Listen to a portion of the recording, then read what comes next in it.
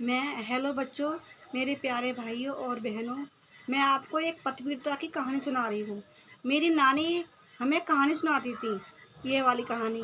तो मैं आपको एक साहूकाल था। साहूकाल और उसकी साहूकाल के एक बेटा था और बहू थी। बेटा का नाम था सोहनपाल और बेटी का नाम था, बहू का नाम था सुशीला।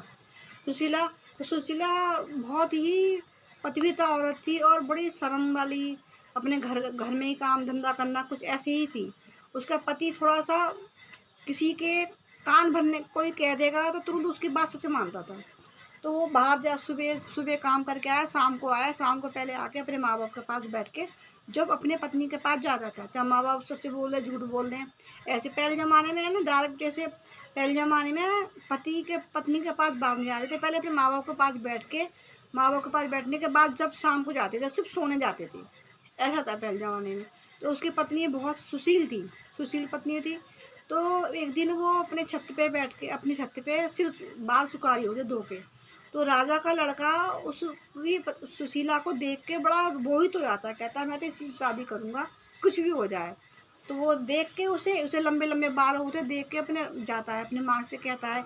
माँ मना करती है, भाई अपनी दासी से कहता है, दासी मुझे है ना वो सुशीला ही चाहिए, मैं उसी से शादी करूँगा। है तो दासी क्या करती है, दासी उसके पहले तो उसके पति के पास आती है। कहती है कि तुम क्या करोगे, तुम अपनी दासी दासी के क्या करोगे।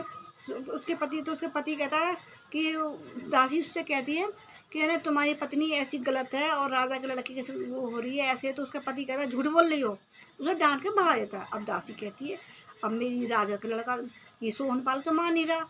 उसकी माँ बाप के पास जाती है दासी। दासी जाती कहती है ऐसे ऐसे बात, तुम्हारी जो बहू है ना, तुम्हारी बहू जो है ना वो राजा के लड़के के संग लगी हुई है और है ना रात शाम के दिन में शाम को ऊपर जाकर उससे बात करती है। उसके माँ बाप, उसके सास ससुर कहते हैं, सच मान जाते हैं। ये नहीं अपनी पत्नी अपनी बहू से नहीं पूछते कि क्या बात है क्या बात नहीं है, वो सच मान जाते हैं। तो वो रो रहे होते हैं माँ बाप। उसका सोहनपाल शाम को आता है, सोहनपाल शाम को आता है, आके कहते हैं मम्मी पापा तुम क्यों रो रहे हो। ऐसे ऐसे बात, तेरी बहू है ना कुलच्छनी है, कुलटा है। पहले ऐसे बोलते थे कुलच्छनी कुलटा है, इसको ना बाहर निकाल दे। कि अच्छा। तो वो माँ बाप वो अपनी पत्नी से नहीं पूछता, वो अपने माँ बाप की बात मान के बाहर अंदर जाता है। अंदर वो चूल्हे पे खाना बना रही होती है। तो एकदम सोहनपाल अपनी पत्नी से कहता है ए इधर आ, ए इधर आ। तो वो कहो पिया, उसकी पत्नी कहती कहो पिया, इधर आ कुलच्छनी कुलटा, इधर आ। तू तू तू राजा के लड़के के साथ लगी हुई है। वो मना करती नहीं नहीं पिया। तो उसकी बात मानता नहीं है तो उसको मारता है। कहते हैं मार के चल बाहर निकल। तो वो मना करती है, बहुत पैर छोड़ पकड़ती है कि मैं ऐसी नहीं हूँ, मुझे माफ़ कर दो, मैं ऐसी नहीं हूँ, मुझे आपके किसी ने बहका दिया है। वो मानता नहीं है। तो ना उसे बाहर निकालने को जैसी बाल पकड़ के बाहर निकालने को करता है, इतने में वो गाना कहती है तलवारी ले लो हाथ में, टुकड़े तो मेरे कीजिए, बस एक बार मेरी बात मान लीजिए। तो सोहन पर गए, क्यों बात मालूम तेरी, बाहर निकल। उससे बेचारी को बाहर निकाल कर दरवाज़ा लगा देता है। अब वो भुतेरी बाहर दरवाज़ा खटपट खटपट करती है, मुझे खोल दो, मेरी गलती नहीं है, मुझे माफ़ कर दो, मेरी गलती नहीं है, मुझे आने दो। अपने सासू से कोई भुतेरा प्यार दी, मुझे माफ़ कर दो, मेरी गलती नहीं है और मैं तो घर से बाहर निकलती ही नहीं हूँ, आपने उनकी बात मान ली। लेकिन कोई बेचारी की सुनता नहीं है। अब वो बहुत देर हो जाती है बाहर बैठे बैठे। अब बहुत देर हो आती है तो कहती है अब क्या करूँ, अब तो मुझे ये अंदर नहीं आने देंगे। चलो मैं अपने थोड़े दिन के लिए अपने माँ बाप के पास चली आती हूँ।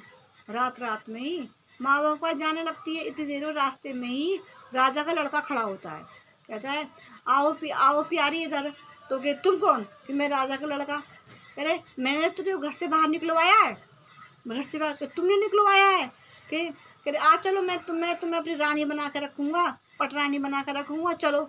तो वो कहती है भगवान से, कहती है भगवान मुझे माफ़, मेरे इससे पिन छुड़वाओ, मैं मुझे एकदम भगवान के इस तरह से हाथ जोड़ के बैठ। हेलो बच्चों, मैंने आपको आधी कहानी सुनाई है, आधी कहानी आपको अगले पार्ट में सुनाऊंगी क्योंकि ये कहानी लंबी है। इसलिए आपको आधी कहानी आपके आगे भाग में मिलेगी।